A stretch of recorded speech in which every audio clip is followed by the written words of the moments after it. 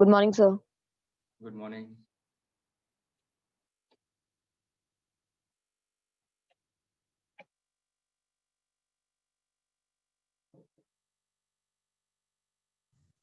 Good morning, sir.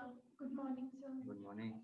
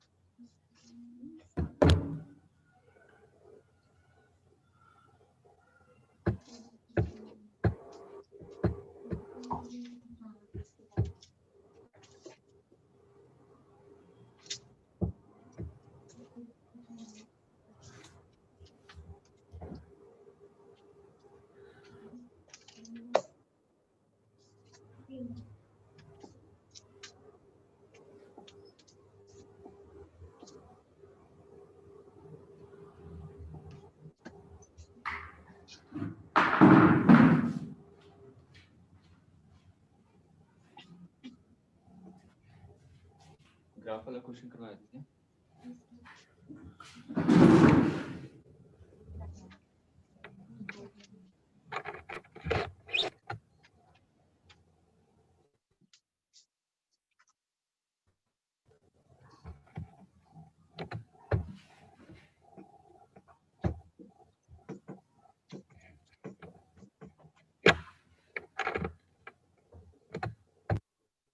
देखिए, हम लोग इक्विलिब्रियम के बारे में बात कर रहे हैं। हम लोगों ने जो न्यूटन फर्स्ट लॉ पढ़ा था, तो उसमें इक्विलिब्रियम का मतलब क्या होता है? किसी भी पार्टिकल पे नेट फोर्स क्या होना चाहिए? जीरो। ठीक है, अगर पार्टिकल पे नेट फोर्स जीरो, इसका मतलब पार्टिकल क्या है? इक्विलिब्रियम पोजीशन पे। और अभी आपने देखा कि फोर्स और पोटेंशियल एनर्जी के बीच में आपने रिलेशन देखा था।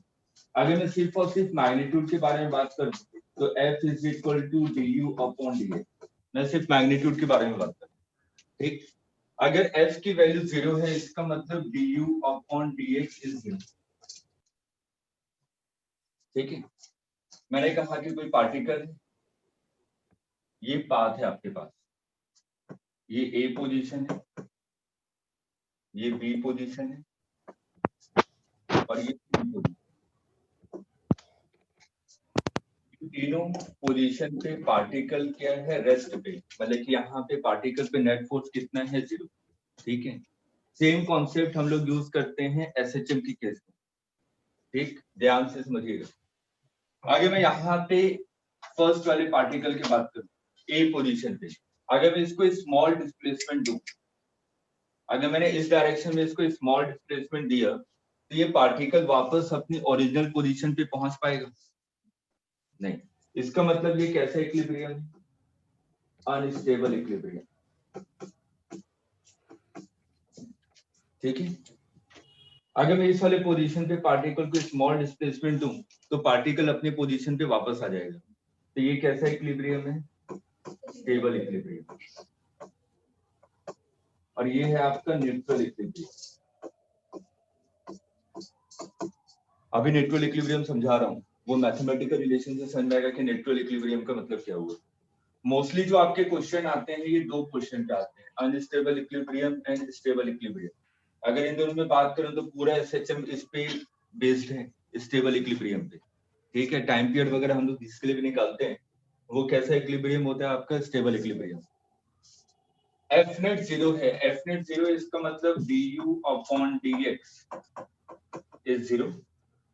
यहाँ पे भी du upon dx is zero, और इस वाले पोजीशन पे भी du upon dx is zero.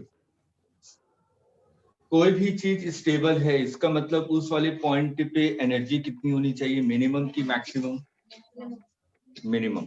ठीक है, अगर मैं इस वाले पॉइंट पे बात कर रहा हूँ कि यहाँ पे अनस्टेबल है और यहाँ पे स्टेबल है, तो अगर कोई भी पार्टिकल स्टेबल है इसका मतलब वहां पे एनर्जी आपकी मिनिमम होनी चाहिए। अगर इस वाले केस में बात करूं, सिंपल, जैसे कि हम लोग किसी भी फंक्शन को डिफरेंशिएट करके इक्वल टू 0 करते हैं, क्यों करते हैं? मैक्सिमम मिनिमा निकालने के लिए। ठीक है, डिफरेंशिएशन इक्वल टू 0 हम लोग किस लिए निकालते हैं? To find out the maximum and minimum value. ठीक, तो यहाँ पे हम लोगों ने du अपॉन dx के, यहाँ पे भी du अपॉन dx के, यहाँ पे भी du upon dx is equal to 0। ठीक है, अगर कोई सा फंक्शन का डिफरेंशिएशन इक्वल टू 0 है इसका मतलब मेरे को x की कुछ वैल्यूज मिलेंगी। मैं अलग से लिख देता हूँ, जैसे y is equal to function of x है। अगर मेरे को मैक्सिमा या मिनिमा निकालना है, for maxima and minima differentiation should be equal to 0।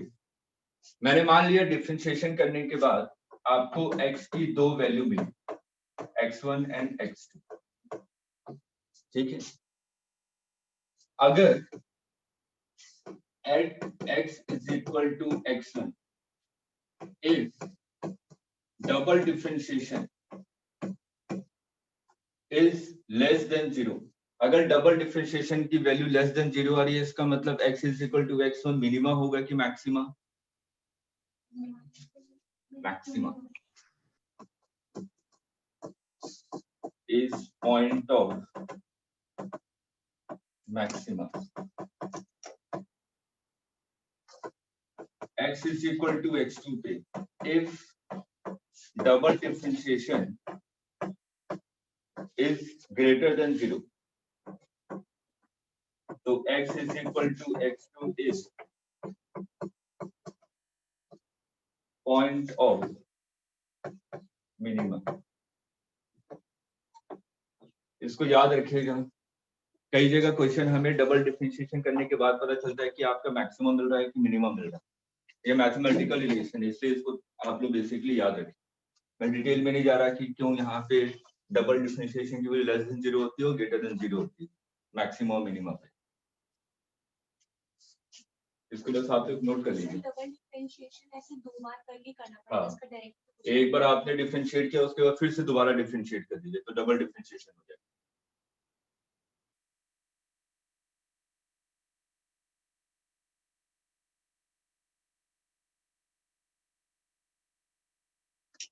आप लोग वीडियो ऑन कर लीजिए।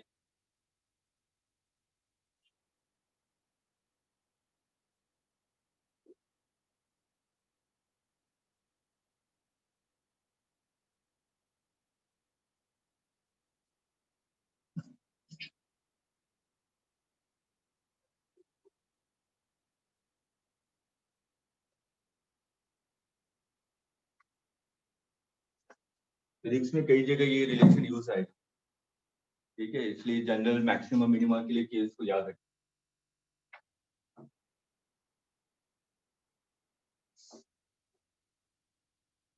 नोट कर लिया? Yes sir. अब देखिए यहाँ पे हम लोग बात कर रहे थे स्टेबल और अनस्टेबल इक्विलिब्रियम के बारे में। अगर मैंने कहा कि अनस्टेबल इक्विलिब्रियम इसका मतलब यहाँ पे u की वैल्यू क्या होनी चाहिए? मैक्सिमम पोटेंशियल एनर्जी मैक्सिमम होना चाहिए। इस वाले पॉइंट पे पोटेंशियल एनर्जी क्या होनी चाहिए? मिनिमम। और न्यूट्रल इक्विलिब्रियम का मतलब क्या होता है? जहाँ पे पोटेंशियल एनर्जी क्या हो? कांस्टेंट। अगर पोटेंशियल एनर्जी किसी पॉइंट पे कांस्टेंट है इसका मतलब वो पॉइंट कैसा होगा आपका? न्यूट्रल इक्विलिब्रियम का। सर अगर du by dx 0 है तो वैसे भी कांस्टेंट ही होगी। कांस्टेंट किसके रिस्पेक्ट में, टाइम के रिस्पेक्ट में, डिस्टेंस? अगर उसके रेस्पेक्ट में लीजिए तो कांस्टेंट कहाँ? u is equal to 20 joule, ये कांस्टेंट होगा।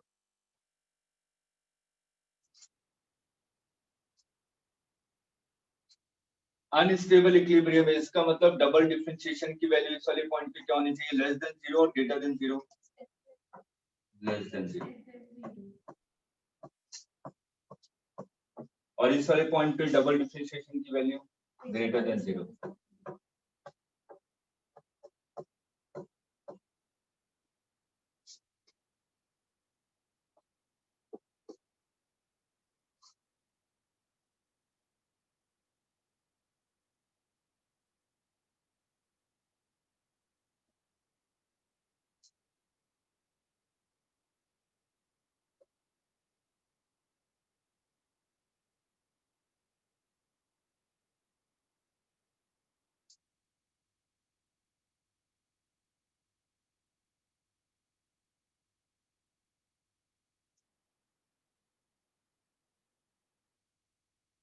नोट कर लिया? Yes sir. Yes, sir.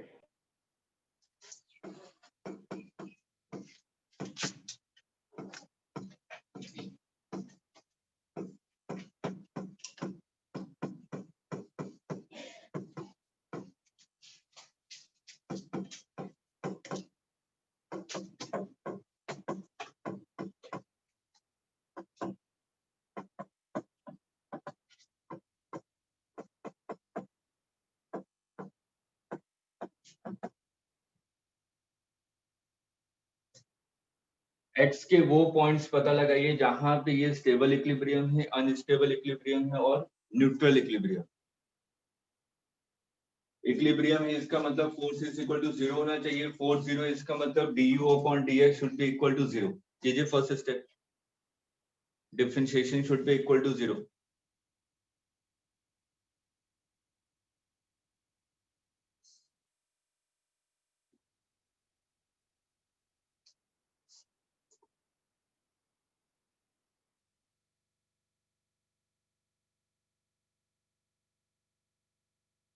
Differentiation कीजिए du upon dx 8 minus 2x is equal to 0। तो 4 minus x equal to 0, x is equal to 2। ठीक है, 4 आएगा। x is equal to 4, sorry x is equal to 4। ठीक है, x is equal to 4 point आ गया। अब देखिए सिंपल, अगर मैं यहाँ पे देखूं जो पोटेंशियल एनर्जी है वो कांस्टेंट है कि वेरिएबल है? वेरिएबल है, तो न्यूट्रल तो हो नहीं सकता। ये पॉइंट तो पहले क्लियर हो गया कि न्यूट्रल होगा नहीं। अब x इज इक्वल टू 4 आपने निकाल लिया, मेरे को तो डबल डिफरेंशिएशन ही डिसाइड करेगा कि आपका मैक्सिमा आ रहा है कि मिनिमा आ रहा है। अगर मैं डबल डिफरेंशिएशन करूं तो 8 माइनस 2x का 8 का डिफरेंशिएशन 0 और माइनस 2x का माइनस 2। ठीक है, तो ये तो हमेशा लेस देन 0 है। लेस देन 0 इसका मतलब u की वैल्यू क्या है कि मैक्सिमा। u की वैल्यू मैक्सिमा होगी तो x इज इक्वल टू 4 क्या बता रहा है? Unstable equilibrium.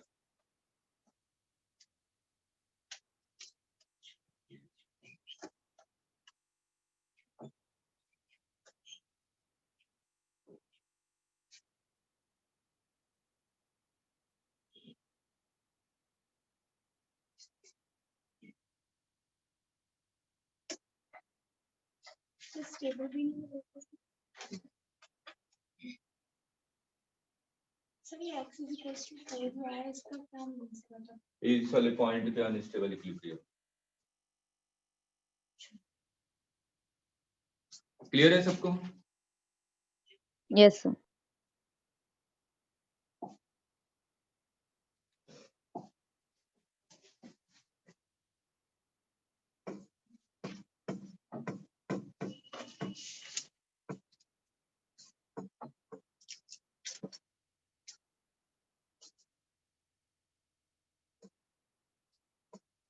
Most important topic, work energy theorem. Work power energy हम लोग इसी थ्योरम के कारण पढ़ते हैं। ठीक है,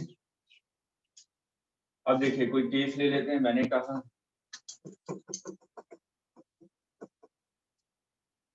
ये ब्लॉक है, ये स्प्रिंग है, इस पे आपने एफ फोर्स लगाया, ऊपर की तरफ एक्सटर्नल, यहाँ पे म्यू भी है। एक ऑब्जर्वर है जो कि लिफ्ट में खड़ा है और लिफ्ट ऊपर की तरफ मूव कर रहा है विद एक्सेलरेशन a। ठीक है, अब यहाँ पे मैं ब्लॉक पे देखता हूँ कि कौन कौन से फोर्सेस एक्ट कर रहे हैं। अगर मैं यहाँ पे देखूं, मैं एफ एक्सटर्नल लगा रहा हूँ अपवर्ड डायरेक्शन में, अगर ब्लॉक ऊपर की तरफ मूव करेगा तो फ्रिक्शन कहाँ लगेगा? नीचे की तरफ, तो फ्रिक्शन का डायरेक्शन नीचे की तरफ। ठीक है, स्प्रिंग एलोंगेट होगी तो एफएसपी की वैल्यू कहाँ पे होगी? नीचे की तरफ। एफएसपी आपका डाउनवर्ड डायरेक्शन में लगेगा। ये कैसा ऑब्जर्वर है, इनर्शियल की नॉन इनर्शियल? Non inertial. तो इसको ऊपर क्या लगेगा? एक स्यूडो फोर्स लगेगा डाउनवर्ड डायरेक्शन में, एफ स्यूडो। ठीक है, इसके अलावा देखिए कोई और फोर्स एक्ट कर रहा है इस पे? एमजी। हाँ, नॉर्मल इस डायरेक्शन। क्लियर यहाँ तक?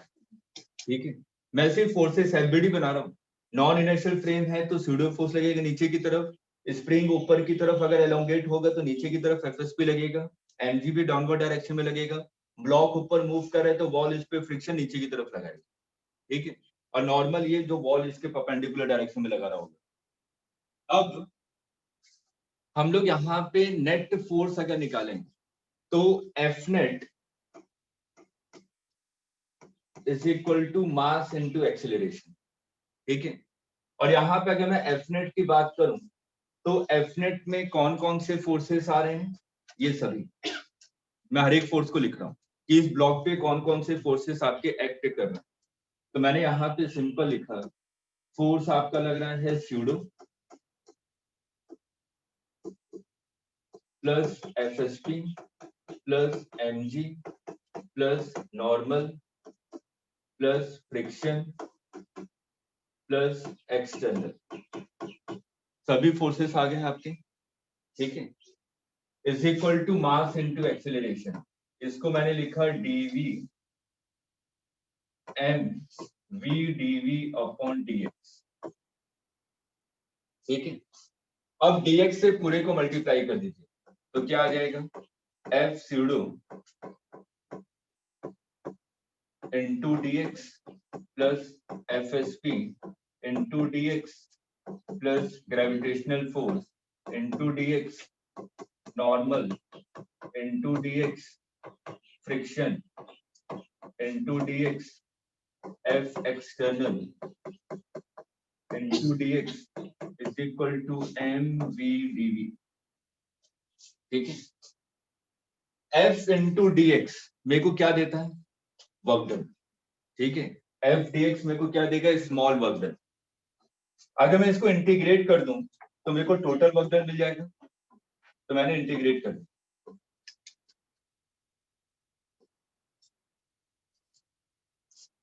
मैंने मान लिया कि स्टार्टिंग में इसकी वेलोसिटी थी v1 और फाइनली इसकी वेलोसिटी हो गई v2।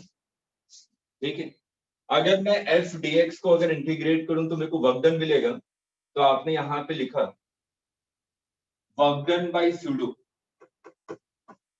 Work done by pseudo plus work done bye spring, work done by gravity. Work done by normal कितना होगा? नॉर्मल देखिए इस डायरेक्शन में लगता है और बॉडी ऊपर की तरफ मूव कर रही है, तो इन दोनों के बीच में एंगल 90 डिग्री। तो वर्क डन बाय नॉर्मल कितना हो जाएगा? 0। तो ये वाला पार्ट तो आपका 0 हो गया। Work done by friction, work done by external agent, ऊपर की तरफ लग रहा है। अब देखिए वी डीवी को इंटीग्रेट करूंगा तो कितना आ जाएगा? v2 square minus v1 square divided by 2। तो मैं इसको लिख रहा हूँ half m v2 square minus half m v1 square. ठीक है, यहाँ पे अगर ध्यान से देखिए जो स्प्रिंग फोर्स है और जो आपका ग्रेविटेशन है, ये दोनों कैसे फोर्सेस होते हैं? कंजर्वेटिव। ठीक है, तो मैं इसको थोड़ा और सिंप्लीफाई कर रहा हूं। मैंने लिखा work done by pseudo plus work done by conservative force.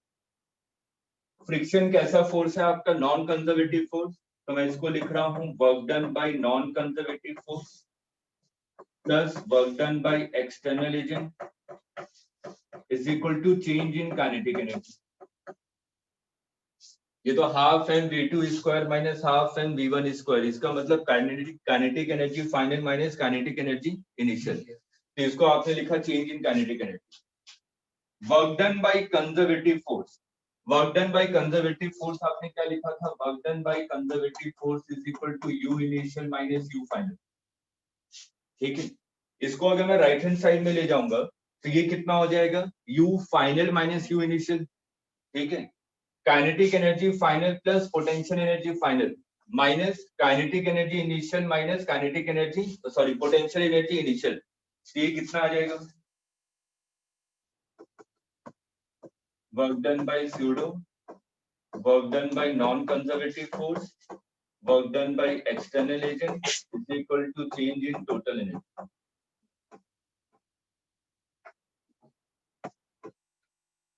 ये जनरल केस हो गया वर्क एनर्जी थ्योरम। हम लोग ये लॉ कहीं पे भी लगा सकते हैं, मतलब ये थ्योरम कहीं पे भी अप्लाई कर।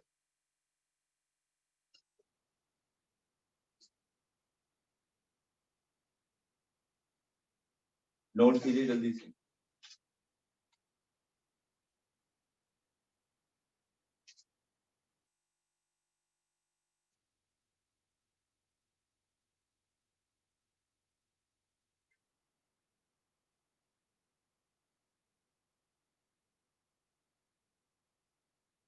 ये जो कलर है कौन से? ये ऐप लगाऊंगा तभी नॉर्मल लगेगा, नॉर्मल के इक्वल।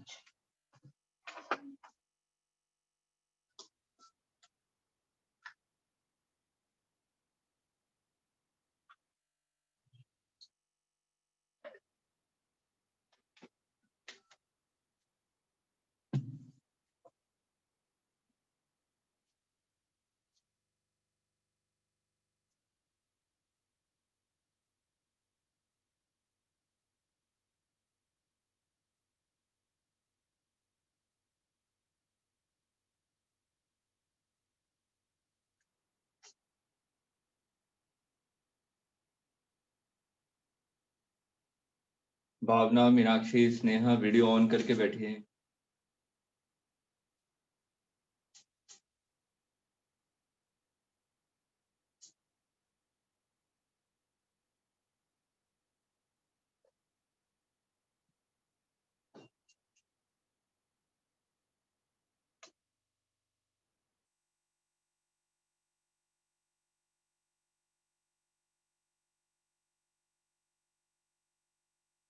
सर हो गया। ठीक है,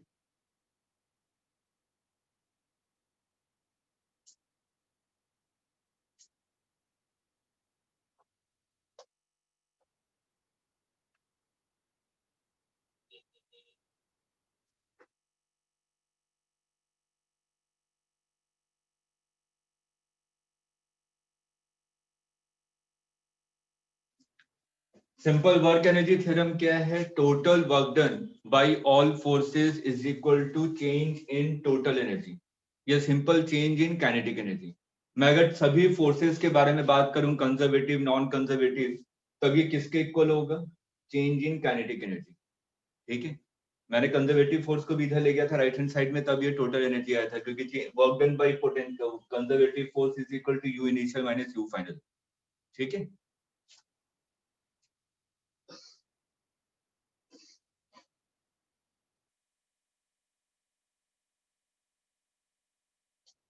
अब देखिए,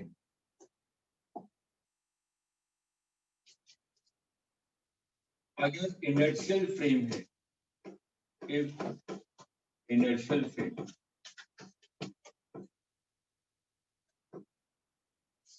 इनर्शियल फ्रेम होगा तो work done by pseudo force कितना होगा? जीरो। स्यूडो फोर्स एक्ट ही नहीं करेगा अगर इनर्शियल फ्रेम होगा तो वर्क डन बाय स्यूडो तो जीरो हो जाएगा। तो क्या रिजल्ट आ जाएगा? Work done by non conservative force plus work done by external agent is equal to change in total energy.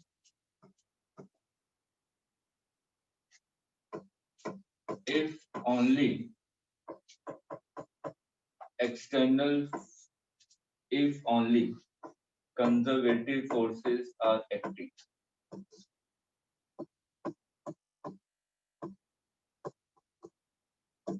अगर सिर्फ और सिर्फ कंजर्वेटिव फोर्स प्रेजेंट है तो हम लोग क्या लिखेंगे, ये तो जीरो हो गया, नॉन कंजर्वेटिव फोर्स है ही नहीं क्वेश्चन में, ठीक है, एक्सटर्नल फोर्स भी नहीं है, तो total change in energy is equal to zero, ठीक, तो total change in energy zero आ जाएगा, इसका मतलब total initial energy is equal to total final energy.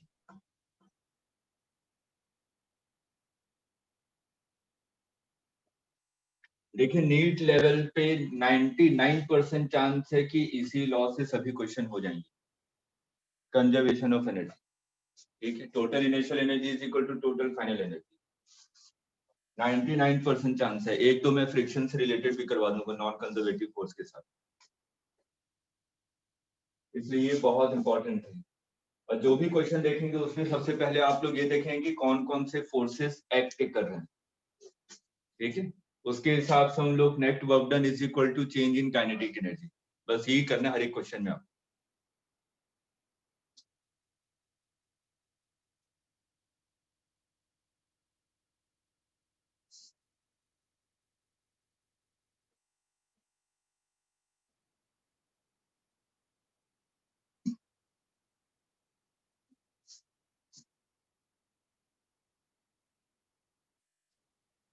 Note कर लिया?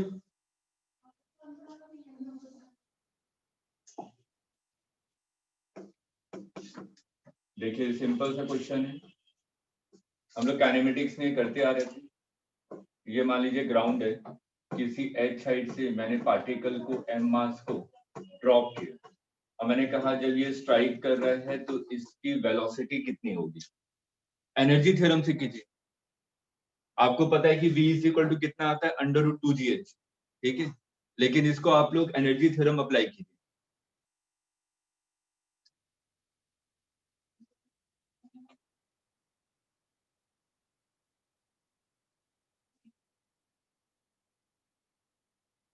सबसे पहले क्वेश्चन में देखिए कि कौन से फोर्सेस एक्ट कर रहे हैं। अगर मैं यहाँ पे पार्टिकल को ड्रॉप करूं तो कौन सा फोर्स एक्ट कर रहा है, mg, gravitational force. Gravitational force कैसा होता है, कंजर्वेटिव फोर्स। इसका मतलब इस वाले क्वेश्चन में सिर्फ और सिर्फ कंजर्वेटिव फोर्सेस प्रेजेंट हैं। अगर कंजर्वेटिव फोर्स प्रेजेंट है इसका मतलब total initial energy is equal to total final energy, ठीक है। Total initial energy kinetic energy initial plus potential energy initial is equal to kinetic energy final plus potential energy final. अगर मैं particle को drop करूंगा तो initial kinetic energy कितनी होगी, zero. Potential energy इसके पास कितनी है, mgh। काइनेटिक एनर्जी फाइनल कितनी है इसके पास, half mv square. Potential energy final कितनी होगी, ग्राउंड पे आ जाएगा तो जीरो। तो यहां से देखिए m कैंसिल हो गया और v इज इक्वल टू कितना आ गया, अंडर रूट 2gh। हम लोगों ने काइनेमेटिक्स से भी निकाला था इसको।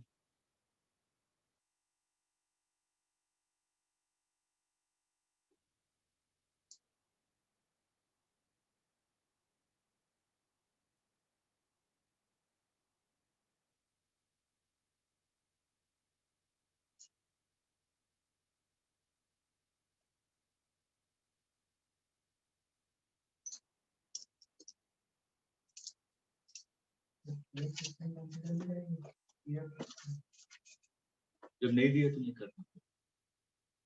क्लियर है यहां तक सभी को?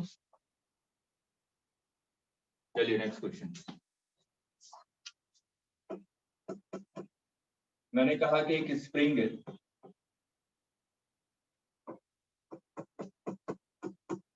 K की वैल्यू 50 न्यूटन पर मीटर, ये अपने नेचुरल लेंथ पे। एक ब्लॉक है आपका 1 kg का, इसको मैंने 5 मीटर हाइट से ड्रॉप किया, ठीक है। एक स्प्रिंग है, स्प्रिंग के ऊपर आपने क्या किया, एक मास लिया और मास को मैंने ऐसे ड्रॉप कर दिया। अगर मैं ड्रॉप करूंगा तो ये इससे टकराएगा, फिर स्प्रिंग को क्या करेगा, कंप्रेस करेगा, ठीक है। तो आपसे पूछा गया फाइंड टोटल पोटेंशियल एनर्जी। ये पोटेंशियल एनर्जी नहीं करते, फाइंड मैक्सिमम कंप्रेशन, सेम ही बात, फाइंड मैक्सिमम कंप्रेशन। स्प्रिंग में कितना मैक्सिमम कंप्रेशन आएगा ये निकालना है आपको।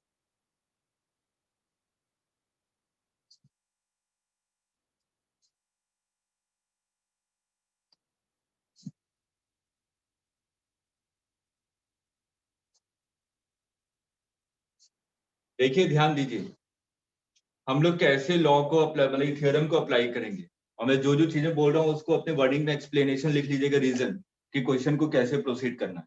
ठीक, अगर मैं सबसे पहले जब भी आप लोग स्प्रिंग का केस देखेंगे, ठीक है, तो हम लोग हमेशा देखेंगे क्वेश्चन में कि कौन कौन से फोर्सेस एक्ट कर रहे हैं। अगर मैं यहाँ पे देखूं तो यहाँ पे 1 kg पे कौन सा फोर्स एक्ट कर रहा है, mg, ग्रेविटेशनल फोर्स। स्प्रिंग है तो यहाँ पे स्प्रिंग फोर्स भी एक्ट करेगा। ठीक, सिर्फ और सिर्फ दो फोर्सेस एक्ट कर रहे हैं, एक आपका mg और एक आपका स्प्रिंग फोर्स। दोनों फोर्सेस कैसे होते हैं, कंजर्वेटिव। तो सिर्फ और सिर्फ कंजर्वेटिव फोर्स प्रेजेंट है, इसका मतलब total initial energy is equal to total final energy. ठीक है, पहला पॉइंट ये इसको लिखिए कि हम लोग ऐसा क्यों कर। 2-3 क्वेश्चन में एक्सप्लेनेशन लिखिए, उसके बाद आपको पता चलेगा कि इस क्वेश्चन में क्या करना है।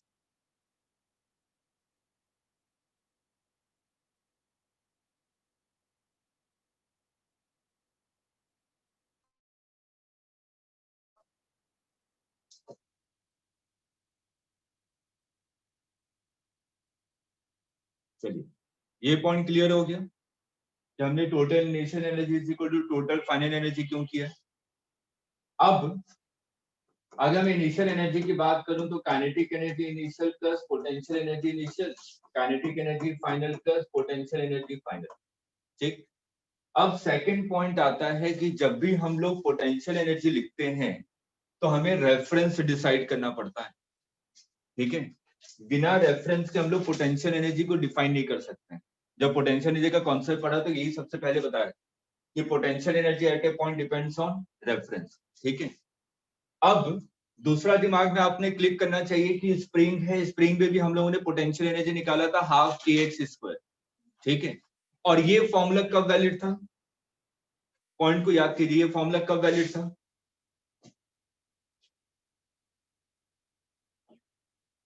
हाफ kx² कब वैलिड है,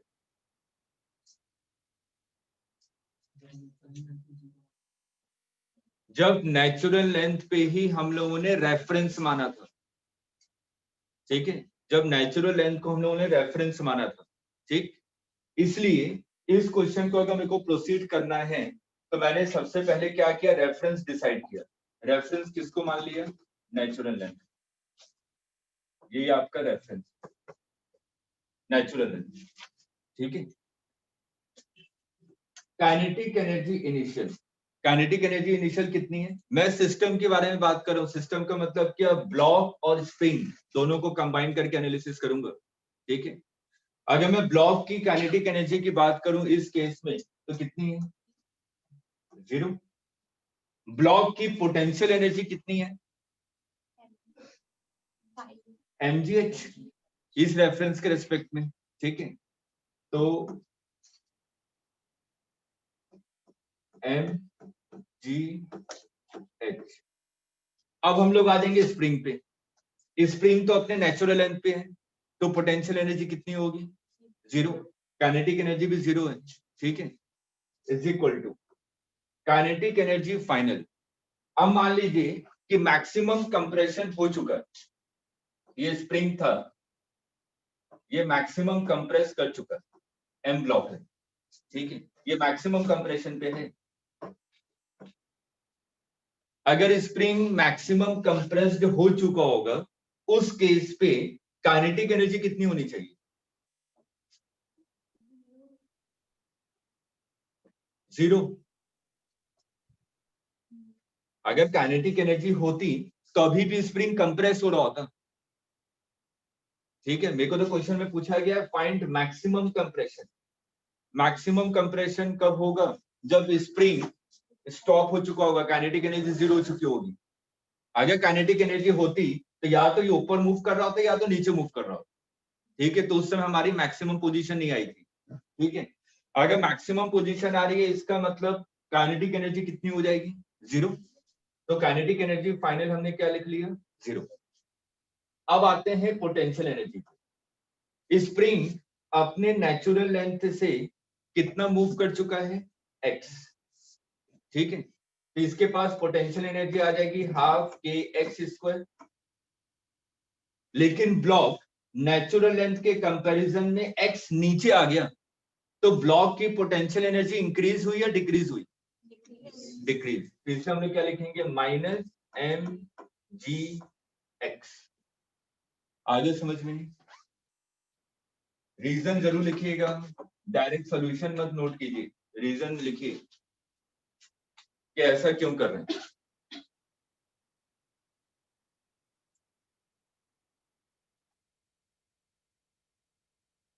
निकालिए x की वैल्यू। 0 है। ब्लॉक स्पिन के सिस्टम बन गया।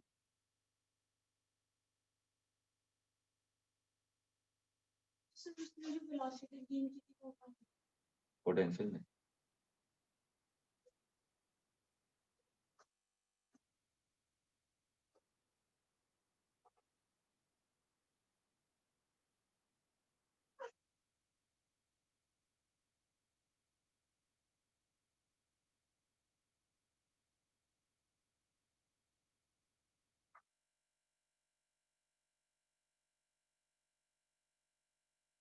ध्यान से समझिएगा, क्योंकि ये सब कॉन्सेप्ट आपके एसएचएम में भी रिपीट होंगे। वहां पे इतना डिटेल में नहीं जाऊंगा मैं।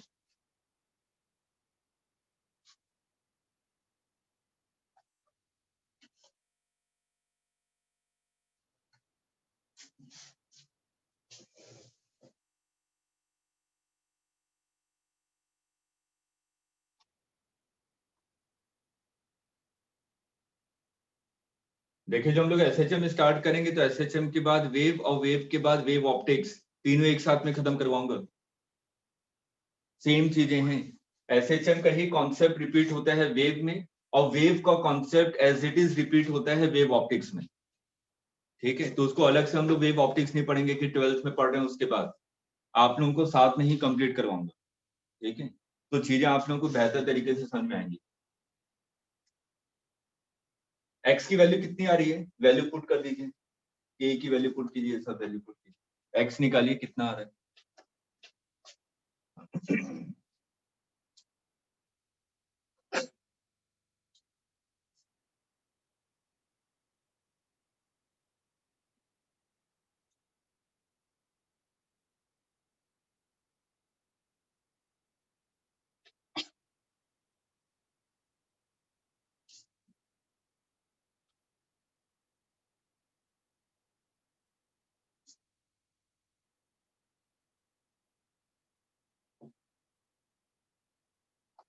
क्वाड्रेटिक है तो कुछ अंडर रूट में आएगी वैल्यू।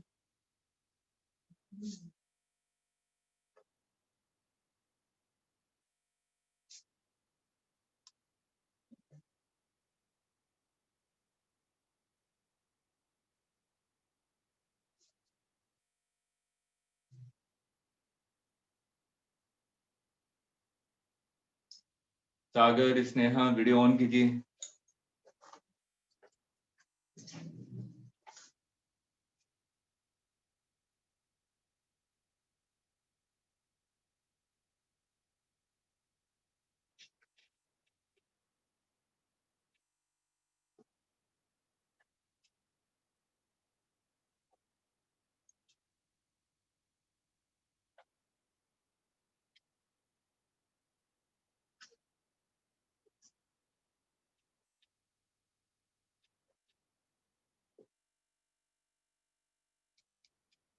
सॉल्व हो जाएगा कि सॉल्व करूं इसको मैं? हो जाएगा। ठीक है, क्वाड्रेटिक इक्वेशन बनेगी, इसको सॉल्व कर सकते हैं सभी लोग।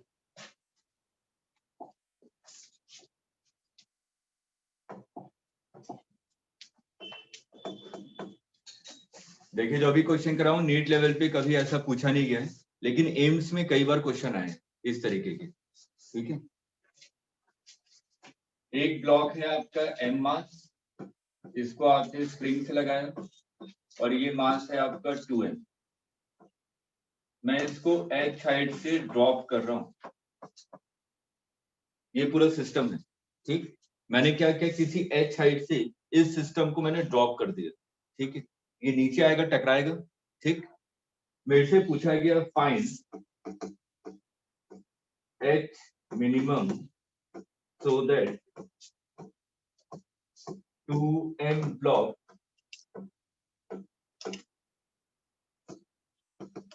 lift up again, मतलब कि कितने मिनिमम h हाइट से मैं इसको ड्रॉप करूं ताकि टकराने के बाद लिफ्ट अप हो जाए।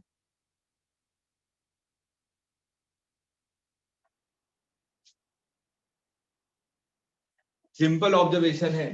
कई बार आप लोग देखते हैं ना कि कार में बैठे हुए स्पीड ब्रेकर आया तो थोड़ा सा स्पीड ब्रेकर से ऊपर कार उछली, फिर नीचे गिरी, ठीक है, फिर से उछलने के बाद फिर से वापस उछलती है। मतलब फाइनल काइनेटिक एनर्जी। आपकी आवाज नहीं आ रही है जूही।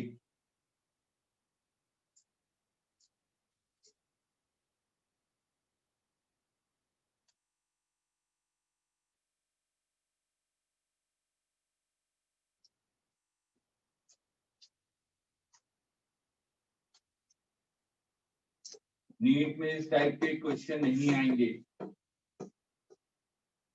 लेकिन 2-4 क्वेश्चन टिपिकल करवाऊंगा क्योंकि एम्स कंबाइन हो चुका है अब तक।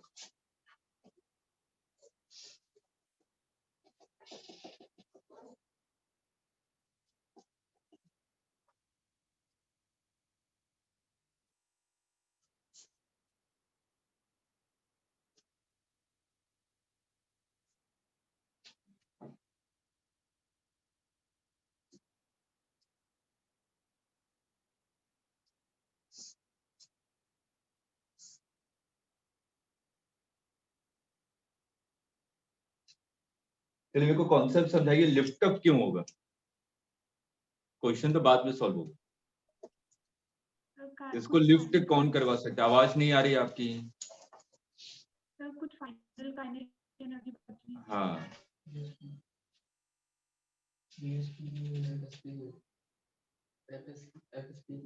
ठीक है। देखिए सिंपल सा, अगर हम लोग देखें कि जो 2m ब्लॉक है वो किससे जुड़ा हुआ है? स्प्रिंग से, ठीक है।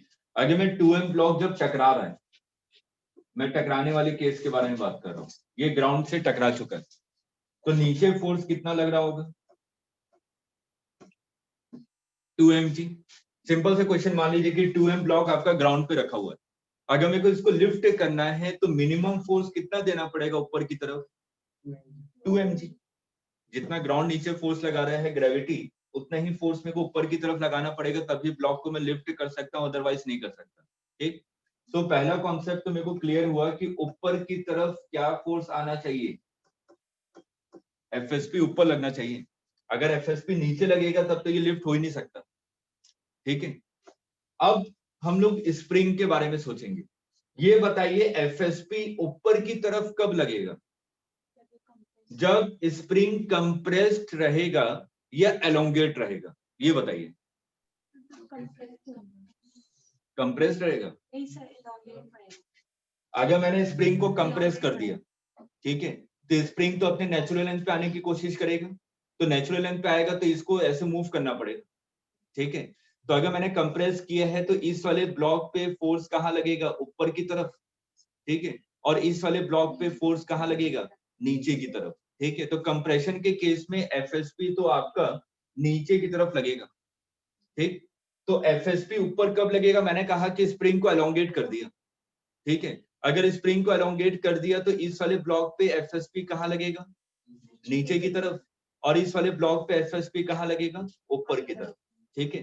तो मेरे को एक चीज क्लियर हो गई कि एफएसपी ऊपर की तरफ कब लगेगा? जब स्प्रिंग आपकी एलोंगेटेड पोजीशन पे होगी, ठीक है। अब देखिए,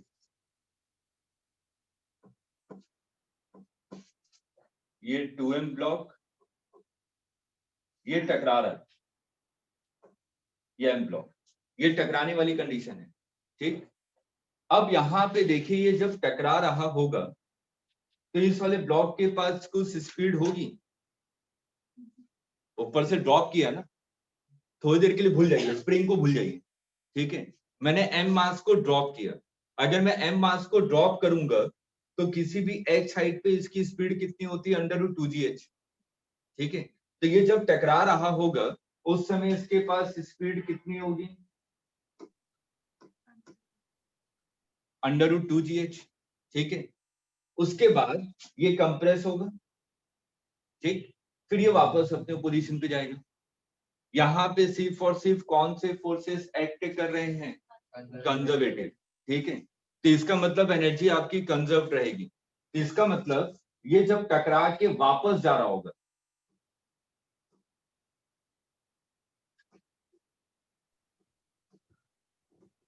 ये जब वापस जा रहा होगा तो इसकी स्पीड इस पोजीशन पे कितनी रही होगी, सेम, है ना। यही तो हम लोग वहां पे भी अप्लाई करते थे मोशन बाय ग्रेविटी में, कि सेम लेवल पे पार्टिकल की स्पीड सेम होती आते समय और जाते समय। ठीक है, तो मैंने कहा कि जब m ब्लॉक टकरा गया होगा तो उस समय इसकी स्पीड कितनी होगी, √2gh, क्योंकि मैंने h साइड से ड्रॉप किया है। ठीक, उसके बाद टकराने के बाद ये जब वापस एलोंगेटेड पोजीशन पे जा रहा होगा तो उस समय भी सेम लेवल पे स्पीड कितनी होगी, √2gh। ठीक, अब देखिए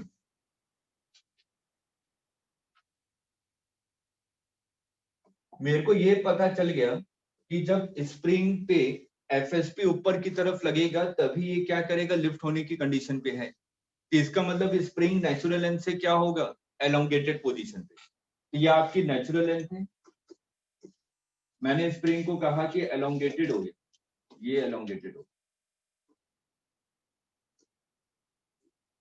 आया समझ में। ठीक है, इस पोजीशन पे ये जब एलोंगेटेड है नेचुरल लेंथ से, तो मैंने कहा कि कितना एलोंगेटेड है, x। ठीक, अब ये लिफ्ट हो सकता है। एफएसपी की वैल्यू किसके इक्वल है, FSP is equal to 2mg। FSP क्या होता है, kx is equal to 2mg।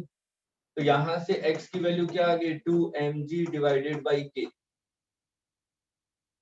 ठीक है, तो यहां से x की वैल्यू कितनी है, 2mg divided by k।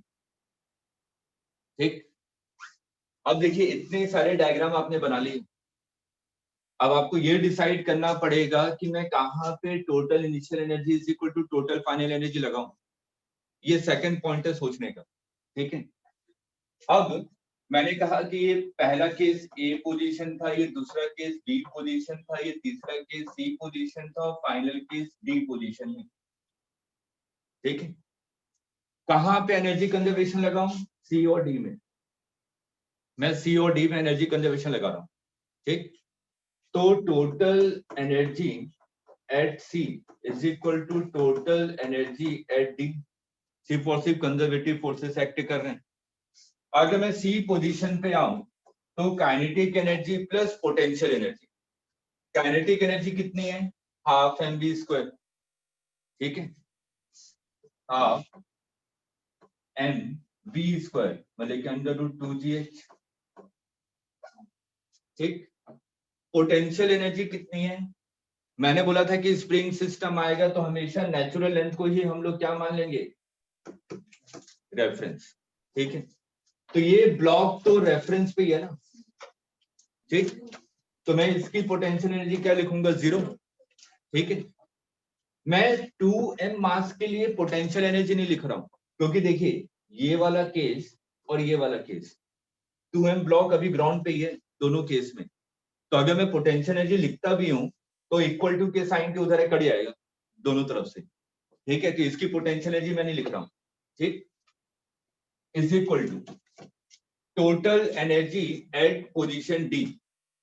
D position पे सबसे पहले ये बताइए कि जो m ब्लॉक है इसकी काइनेटिक एनर्जी कितनी होगी, 0। ठीक है, ये मैक्सिमम एलोंगेटेड पोजीशन पे है।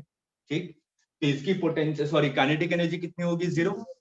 इसके पास क्या है, सिर्फ और सिर्फ पोटेंशियल एनर्जी। कितनी पोटेंशियल एनर्जी है, mgh। ठीक है, तो mgh। स्प्रिंग एलोंगेट हो चुका है तो स्प्रिंग के पास भी क्या होगी, पोटेंशियल एनर्जी हाफ kx²। यहां से h की वैल्यू आ जाएगी। खत्म हो गया क्वेश्चन। ध्यान से समझिए, कहीं पे भी डाउट है तो पूछिए, बहुत अच्छा क्वेश्चन है। जो एम मास है उस पर एफएसपी कहाँ पे लगेगा? नीचे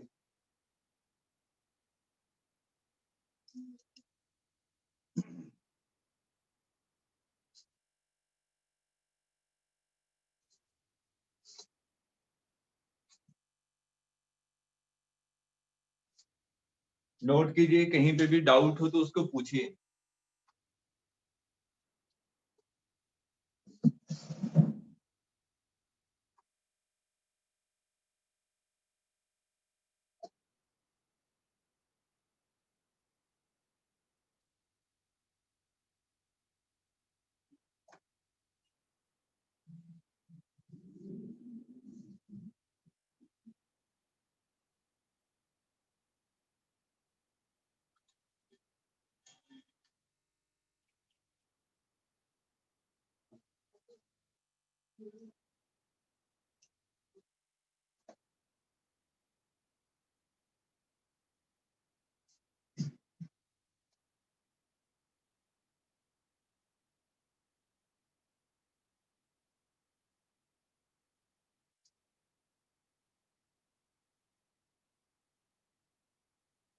इस क्वेश्चन का एक्सप्लेनेशन सही से लिखिएगा ताकि कोई भी नया क्वेश्चन है तो उसमें अप्लाई कर सके कॉन्सेप्ट को।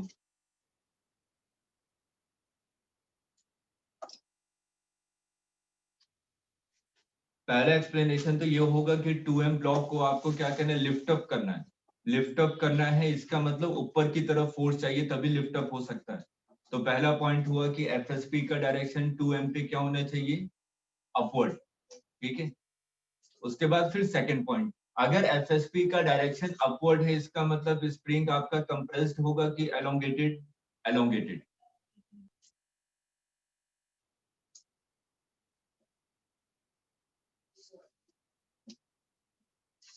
उसके बाद थर्ड पॉइंट कि मैंने बी और सी में देखे काइनेटिक एनर्जी सेम ली हुई है एम ब्लॉक की, तो इसको भी आपको लिखना पड़ेगा कि सेम पोजीशन पे जितनी नीचे आते समय स्पीड होती है उतनी ही वापस जाते समय स्पीड होती है। उसके बाद लास्ट फोर्थ पॉइंट की एनर्जी कंजर्वेशन हम लोग लगा रहे हैं सी और डी में। बस ये चारों का एक्सप्लेनेशन लिखे, उसके बाद क्वेश्चन को सॉल्व कीजिए।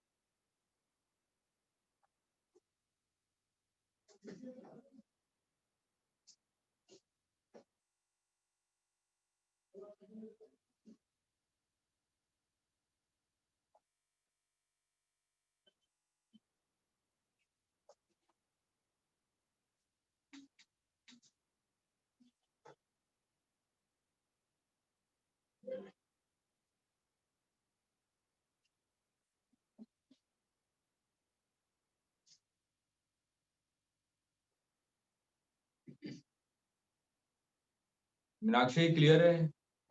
सर हो गया।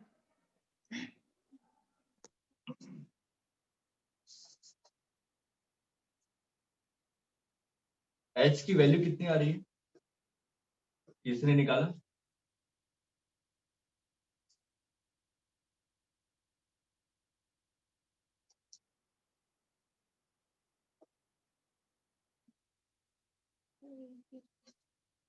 सी केस में जो एम ब्लॉक है उसकी पोटेंशियल एनर्जी तो होगी ना कुछ नहीं। रेफरेंस पे है। सब वो तो हम स्प्रिंग के लिए लेते हैं ना। अरे तो रेफरेंस एक ही डिसाइड करेंगे कि हर एक की अलग अलग? मैं इसके लिए ये डिसाइड करूं, इसके लिए ग्राउंड डिसाइड करूं, तब तक क्वेश्चन गड़बड़ हो जाता है।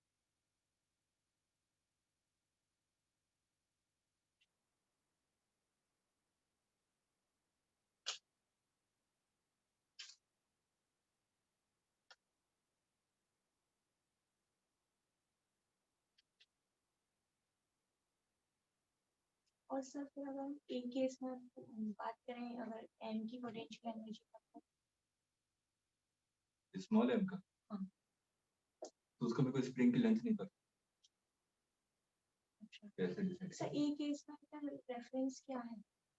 मैं क्यों उसमें रेफरेंस लूंगा? जब मेरे को लेंथ ही नहीं पता, मैं उसी को रेफरेंस मान लूंगा अगर मैं कुछ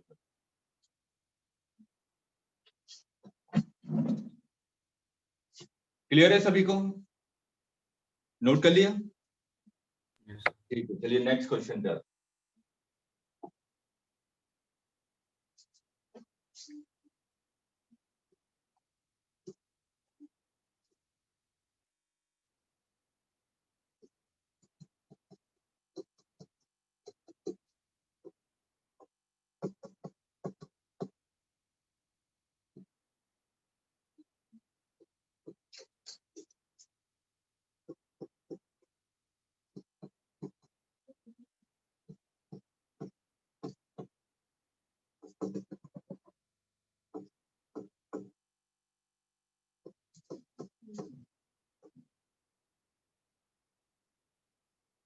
देखिए पहले क्वेश्चन को ध्यान से समझिए।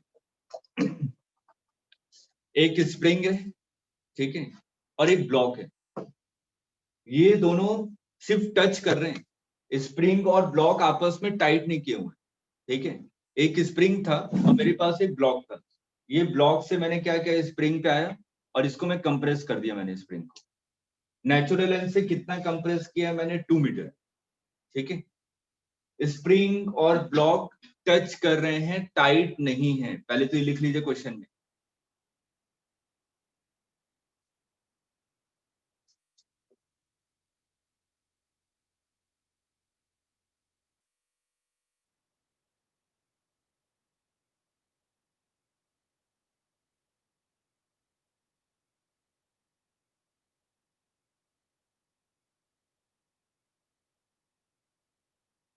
क्लियर है? ठीक। अब देखिए पहला हम लोग स्टेप बाय स्टेप, क्वेश्चन तो ये था, फाइंड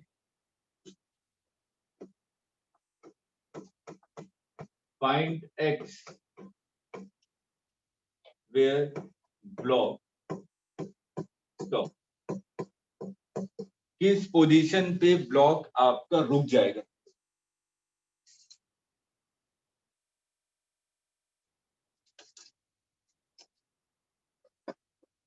देखिए अब कॉन्सेप्ट को समझिए, मैं आप लोगों को टाइम नहीं दे रहा हूं करने का। यहां पे मैंने क्या कहा कि ब्लॉक और स्प्रिंग आपस में टचिंग पोजीशन पे हैं, ठीक है। और स्प्रिंग हम लोग क्या मानते हैं? नेग्लिजिबल मास, ठीक है। इस चीज को ध्यान में रखिएगा, स्प्रिंग का मास क्या है आपका? नेग्लिजिबल है, ठीक।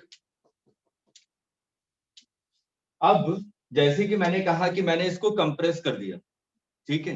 कंप्रेस करने के बाद अगर मैं छोड़ूंगा तो किस पोजीशन पे आने के बाद दोनों एक दूसरे के कांटेक्ट को छोड़ देंगे? ये क्वेश्चन को सोचने का तरीका, पहले तो ये सोचेंगे कि किस पॉइंट पे दोनों के बीच में सेपरेशन आ जाएगी, मतलब कि दोनों एक दूसरे के कांटेक्ट को छोड़ देंगे, और क्यों क्यों भी क्लियर होना चाहिए। नेचुरल लेंथ पे। क्यों? सर जब रिंग अपनी में elongated एलोंगेट होगा क्या?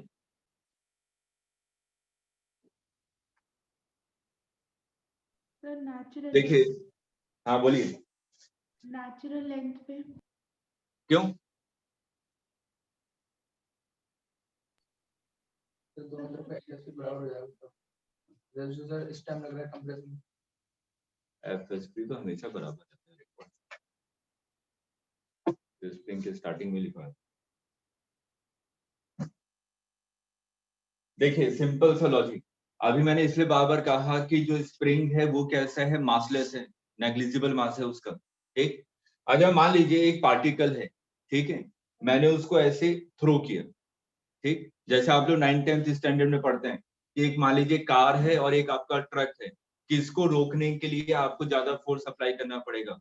ट्रक को, अगर दोनों सेम स्पीड से मूव कर रहे हैं, क्योंकि ट्रक का मास ज्यादा है, ठीक है, और उसका मोमेंटम ज्यादा है, ठीक। तो मोमेंटम को फाइनली क्या करना है? मेरे को जीरो करना है, तभी तो रुकेगा, ठीक है। तो अगर एक ट्रक मूव कर रहा है 10 मीटर पर सेकंड और एक कार मूव कर रही है 10 मीटर पर सेकंड से, किसको आसानी से रोक सकता हूँ? कार को, क्योंकि उसका मोमेंटम कम है, ठीक है। अब यहां पे मैं आऊं, मैंने कहा कि स्प्रिंग कंप्रेस्ड पोजीशन पे है। अगर स्प्रिंग कंप्रेस्ड पोजीशन पे है, ये तो अपने नेचुरल लेंथ पे जाना चाहता है ना, कि मैं तुरंत अपने नेचुरल लेंथ पे आ जाऊं। तो अगर ये नेचुरल लेंथ पे जैसे ही आ गया, ठीक है, सिंपल से लॉजिकली सोचिए, स्प्रिंग को एक मास मान लीजिए छोटा सा, ठीक है, स्प्रिंग एक मास है, ये यहाँ पर है, ये इस पे फोर्स इस डायरेक्शन में लग रहा है ना एफएसपी, ठीक है, तो ये इस पोजीशन पे मूव करेगा, ठीक, और जैसे ही नेचुरल लेंथ पे आया, एफएसपी की वैल्यू कितनी हो गई? 0, ठीक है, एफएसपी की वैल्यू तो 0 हो गई, लेकिन जैसे स्प्रिंग ये वाला मास यहाँ पे आया होगा, तो इसके पास वेलोसिटी होगी ना। लॉजिकली सोचिए, ये यहां से इधर मूव कर रहा है, तो ये यहाँ पे रेस्ट पोजीशन पे था, एफएसपी इस डायरेक्शन में लग रहा था, तो ये मूव करेगा।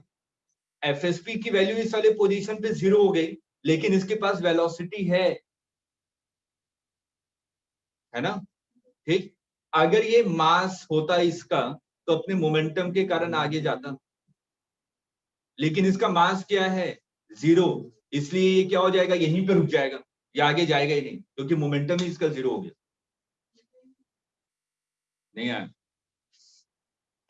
ठीक है, ये अपने नेचुरल लेंथ तक तो जाएगा ही, ठीक, अपने नेचुरल लेंथ पे जैसे ही आया, एफएसपी की वैल्यू 0 हो गई, क्योंकि एफएसपी क्या होता है? k into x, where x is always measured from natural length।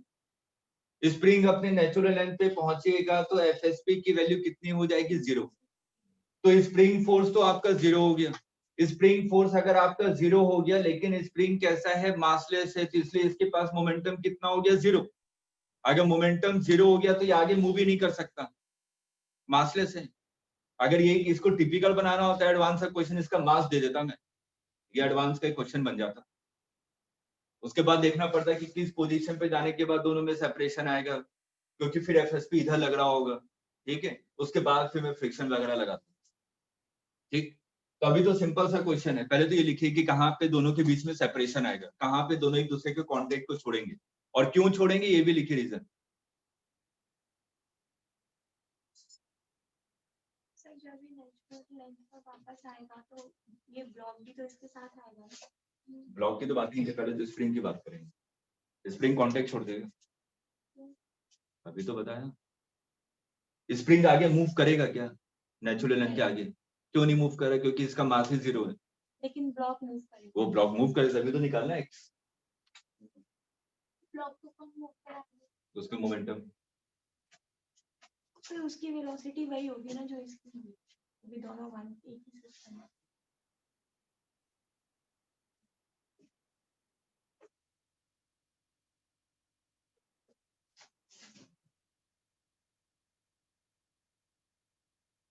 एक मिनट रुकिए।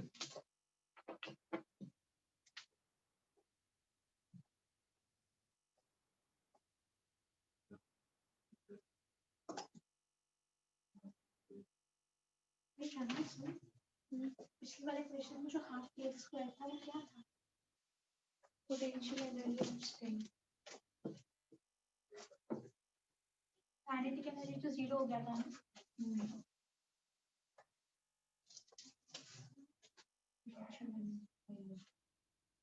और mgx क्या है फिर? Potential energy of block.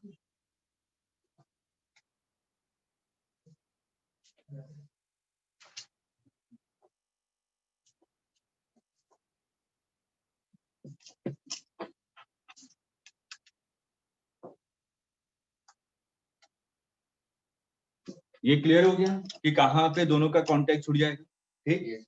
लेकिन ये जो मास है 1 kg, इसके पास तो मोमेंटम होगा ना, ठीक है, तो ये अपने मोमेंटम के कारण आगे मूव करेगा, ठीक। तो सिंपल, मैं तो वर्क एनर्जी थ्योरम लगाऊंगा, ये तो काइनेमेटिक्स में आऊंगा तो कई सारी चीजें कंसीडर करनी पड़ेंगी, ठीक है। अगर मैं यहाँ पे देखूं तो कौन कौन से फोर्सेस एक्ट कर रहे हैं? एक तो स्प्रिंग फोर्स एक्ट कर रहा है, और एक आपका क्या एक्ट कर रहा है? फ्रिक्शन। इसके अलावा कोई फोर्स नहीं है, ठीक है। सिर्फ हॉरिजॉन्टल डायरेक्शन में देखिए, ठीक। हॉरिजॉन्टल डायरेक्शन में कौन कौन से फोर्सेस हैं? एक स्प्रिंग फोर्स है, एक आपका क्या है? फ्रिक्शन। तो मैं क्या लिखूंगा? Work done by friction is equal to total change in energy, क्योंकि वर्क डन बाय कंजर्वेटिव इसको इधर ले गया, ठीक है। याद की जब एक जनरल केस लिखवाया था आपको, work done by non conservative force plus work done by external force, ठीक है, is equal to change in total energy. यही लिखा था ना, नॉन कंजर्वेटिव फोर्स को मैं इधर ले गया था, ठीक। अब वर्क डन बाय फ्रिक्शन, अगर मैं फ्रिक्शन की बात करूं तो इस वाले ब्लॉक को देखिए, 1 kg का ब्लॉक है तो नीचे कितना फोर्स लग रहा होगा 10, ऊपर लग रहा होगा नॉर्मल, और फ्रिक्शन लगेगा पीछे की तरफ, तो फ्रिक्शन की वैल्यू कितनी हो जाएगी म्यू इनटू एन, ठीक है, तो ये वैल्यू कितनी आ जाएगी 5 न्यूटन, ठीक। फ्रिक्शन लग रहा है आपका लेफ्ट डायरेक्शन में और डिस्प्लेसमेंट किस डायरेक्शन में हो रहा है, राइट डायरेक्शन में, तो दोनों के बीच में एंगल कितना हो गया 180, तो cos 180 की वैल्यू कितनी हो जाएगी -1, तो ये वैल्यू कितनी हो जाएगी -5 into x, force into displacement, ठीक है, is equal to total change in energy. Initial energy कितनी थी, सिर्फ और सिर्फ स्प्रिंग के पास एनर्जी थी half K X square, half K X square मतलब 2 स्क्वायर, ठीक है। काइनेटिक एनर्जी कितनी थी 0, और फाइनली जब फाइनल पोजीशन पे भी पहुंच गया तब कितनी थी, ये सब फाइनल लिखते हैं ना, total final energy, total final energy minus total initial energy. Final energy spring तो अपने नेचुरल एनर्जी पे आ चुका है 0, ब्लॉक यहां तक आ चुका है, तो ब्लॉक के पास तो एनर्जी है ही नहीं कुछ, क्योंकि स्टॉप हो जाएगा तो काइनेटिक एनर्जी कितनी होगी इसकी 0, तो 0 minus total initial energy half K X square, बस इक्वेट करके एक्स की वैल्यू निकाल लीजिए आगे।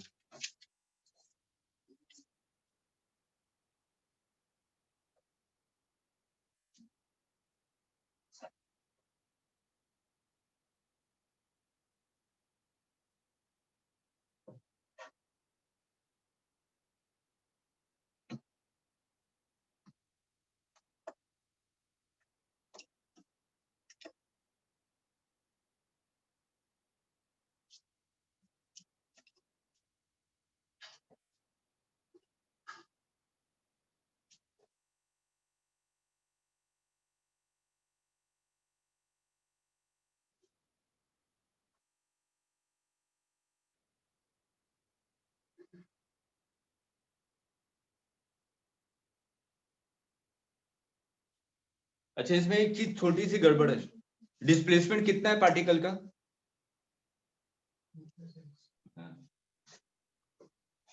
ये है ना टोटल डिस्प्लेसमेंट, 2 + x बस इधर 2 कर लीजिएगा और कुछ नहीं,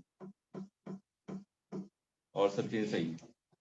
2 + x टोटल डिस्प्लेसमेंट पार्टिकल का कितना है 2 + x, इनिशियल पोजीशन और फाइनल पोजीशन के बीच में। Sir half K X square उसकी पोटेंशियल एनर्जी है,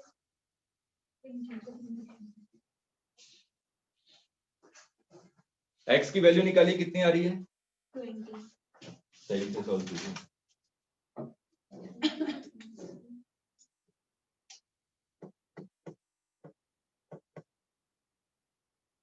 एटीन आ रही है, इनिशियल पोजीशन से 20 होगी और नेचुरल लेंथ से कितनी आ रही है 18,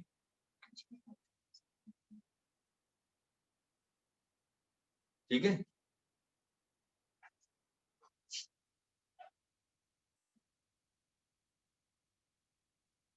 अब देखिए नेक्स्ट क्लास में थोड़ी सी चीजें पढ़ के आएगा, 1-2 फ्रिक्शन के और क्वेश्चन करवाऊंगा, चेन प्रॉब्लम करेंगे हम लोग, ठीक है, उसके पुली ब्लॉक सिस्टम करेंगे, उसके बाद हम लोग आएंगे vertical circular motion. Next class में वर्टिकल सर्कुलर मोशन स्टार्ट कर दूंगा 4-5 न्यूमेरिकल के बाद, ठीक है। तो कल आपका वर्टिकल सर्कुलर मोशन स्टार्ट हो जाएगा, और वर्टिकल सर्कुलर मोशन काफी इंपॉर्टेंट है, ठीक है। तो बहुत ज्यादा डिटेल में नहीं जाएंगे, लेकिन रिजल्ट आपको याद रखना है कि क्यों और कैसे कैसे चीजें हो रही है, ठीक है। चलिए okay, thank you sir. Thank you, sir.